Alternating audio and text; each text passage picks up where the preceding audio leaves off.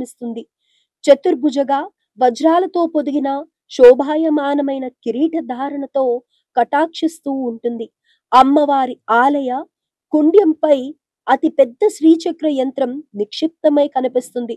ఒక చేత అమృత ఫలం, మరో చేత అక్షయ పాత్ర, మిగతా 2 హస్తాలలో ఆయుధాలను చేపట్టి కనిపిస్తుంది. ఇతర ఆలయాలకు భిన్నంగా అమ్మవారు పశ్చిమ ముఖంగా ఆయుధాలను చేపట్టి కనిపిస్తుంది. ఇతర ఆలయాలకు భిన్నంగా అమ్మవారు పశ్చిమ ముఖంగా దర్శనమివ్వడం ఈ క్షేత్ర విశేషం. ఆ సూర్య భగవానుడు కూడా అమ్మవారి దర్శనం చేసుకొనిదే లోకాన్ని పాలించలేడు అనడానికి నిదర్శనంగా ప్రతి ఏడాది 3 రోజుల పాటు అమ్మవారి పాదాలను తాకి తన్మయుడవుతాడు. భక్తి పార్వశ్యంతో దినకరుడు పరవశించిపోతాడు. అనుపమానమైన ఆ దృశ్యాన్ని చూసి భక్తులు పులకితులవుతారు.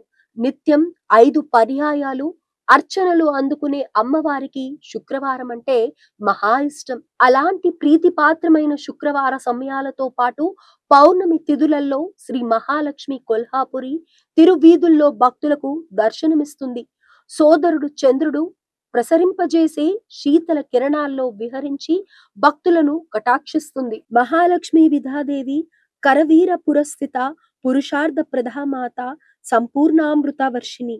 సతీదేవి శరీర ఖండాలలో నేత్రాలు పడిన ప్రదేశమే కొల్హాపురి అని పురాణాలు పేర్కొంటున్నాయి. దివ్య మంగళ రూపంతో దర్శనమిచ్చే అమ్మవారిని దర్శించుకుంటే సకల ఐశ్వర్య సిద్ధి లభిస్తుందని ప్రతీతి. శివభక్తి పరాయణుడైన అగస్త్య మహాముని కోరిక మేరకు పరమేశ్వరుడు ప్రసాదించిన క్షేత్రం కొల్హాపురు. పురాణ కాలంలో ఈ క్షేత్రాన్ని కరవీరపురంగా వ్యవహరించేవారు. ఇక్కడ కొలువైన అమ్మవారిని